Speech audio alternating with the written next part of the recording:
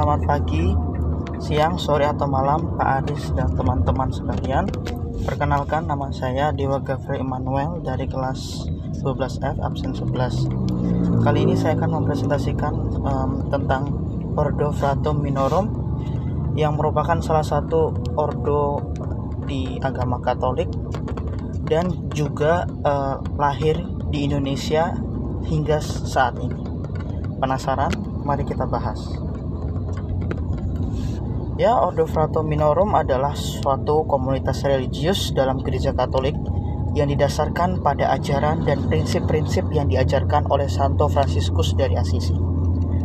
Nah, tentunya ordo ini merupakan salah satu anak cabang dari Ordo Fransiskan, ordo yang didirikan oleh Santo Fransiskus Assisi yang dikenal sebagai Santo pelindung makhluk hidup dan penuh kasih.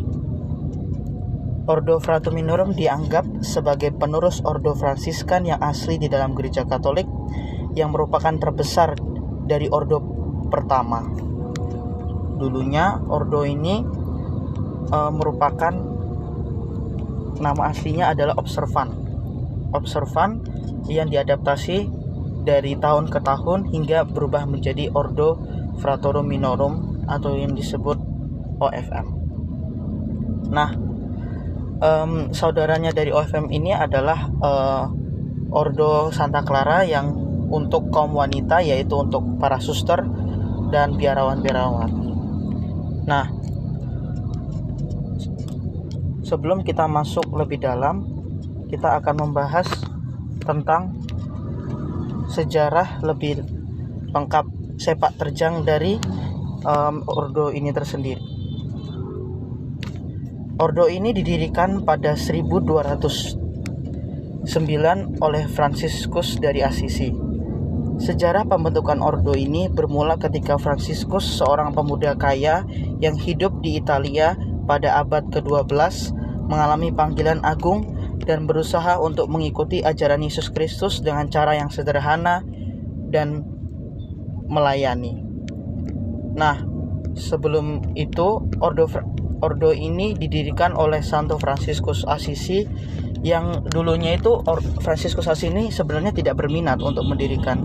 Dia lebih kayak ke pelayanan dan juga bentuk kasih yang lebih kecil. Tetapi semakin tahun dan semakin dia melihat visinya, dia sampai sekarang mendirikan ordo tersebut yang menjadi eksistensi asli terkait dengan pengajarannya.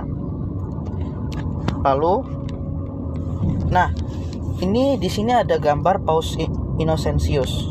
Nah, dia tuh sebenarnya hubungannya apa sih? Nah, pada tahun 1209, Fransiskus ini minta persetujuan sama Paus ini untuk membentuk sebuah komunitas religius yang disebut Ordo Fransiskan, yang mengadopsi prinsip-prinsip kesederhanaan, kemiskinan, dan pelayanan. Nah, tentunya Paus ini menyetujui lah istilahnya. Jadi dia mengizinkan Santo Fransiskus Assisi untuk mendirikan Ordo Fransiskan. Ini salah satu tokoh yang vital dalam berdirinya Ordo Fransiskan. Nah, di sini ada juga tokoh vital yang berperan dalam pendirian Ordo Fratum Minorum, yaitu Paus Leo ke-13.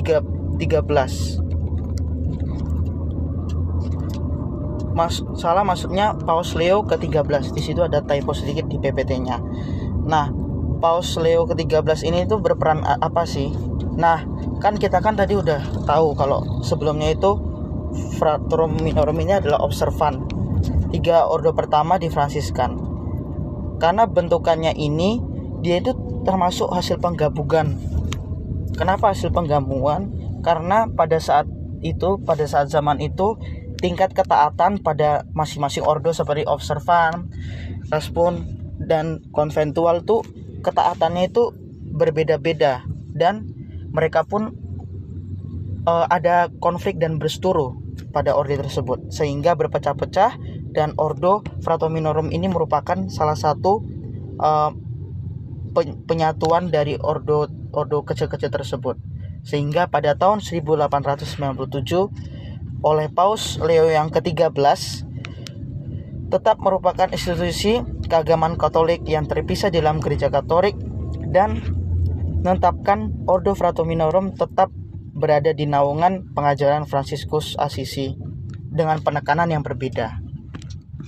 Selanjutnya, kita memiliki spiritualitas Fransiskan. Ordo Fransiskan ini seperti yang kita ketahui dari namanya Fransiskan. Ya berarti kita menganut spiritualitas Fransiskan. Nilai ini berdiri berdasarkan gaya hidup dan pengajaran Santo Fransiskus Assisi. Nilai ini sampai sekarang berdiri dan selalu dianut oleh pengikutnya dari abad ke-12 hingga saat ini. Spiritualitas Fransiskan mencerminkan nilai-nilai dan prinsip yang diterima oleh Santo Fransiskus, yang dikenal karena kehidupan yang sederhana, pengabdian kepada orang miskin, cinta alam, dan tekad untuk mengikuti jejak Kristus. Nah, spiritualitas Fransiskan ini menjadi salah satu dasar fondasi terhadap pengikut-pengikut OFM khususnya di Indonesia. Tentunya ada pun tindakan-tindakan konkret yang untuk mengimplementasikan dari spiritualitas Fransiskan ini. Nah, bentuk konkretnya ini adalah cinta dan pelayanan kepada orang miskin. Ini salah satu kunjungan dari OFM Indonesia yang mengunjungi orang-orang sakit dan penyandang disabilitas pada hari orang sakit sedunia. Jadi ini salah satu bentuk cinta dan pelayanan kepada orang miskin yang menekankan pada pelayanan kepada orang miskin dan yang terpinggirkan. Lalu selanjutnya ada bentuk konkret yang kedua, yaitu berdoa. Berdoa secara kesederhanaan, yaitu kesederhanaan dalam liturgi. Upacara keagamaan di Fransiskan ini memang gak terlalu mewah, gak terlalu glamour banget. Mereka tetap mencerminkan semangat penghormatan terhadap kehidupan dan karya Kristus Yesus melalui kesederhanaannya. Lalu di sini ada yang ketiga, yaitu membantu. Rasa akan keadilan sosial merupakan salah satu kunci elemen dari spiritualitas Fransiskan, yaitu mereka membantu panti asuhan dan juga beberapa orang yang terpinggirkan sebagai panti jompo dan beberapa orang terpinggirkan lainnya. Makna hidup yang bisa saya ambil adalah kerigma yang kita jalani tidaklah yang muluk-muluk dan mewah, justru mengarah yang sederhana dan penuh kasih dengan tindakan yang kecil yang ditabung dan semakin besar. Tentunya bercermin dari semangat spiritualitas Fransiskan dan juga pengajaran Tuhan Yesus Kristus. Kita harus bisa mengambil langkah-langkah yang kecil, dimulai dari diri sendiri dan keluarga kita masing-masing, untuk dapat menjadi hal-hal yang besar yang dapat dilihat dan dilirik oleh Tuhan yang di sana, sehingga Tuhan memberikan perkara-perkara yang besar selanjutnya untuk kita jadikan karya di kehidupan ini. Mungkin itu saja. Sekian, terima kasih dari saya. Bila ada kesalahan dan pengucapan ataupun sumber yang kurang valid dalam presentasi kali ini, terima kasih.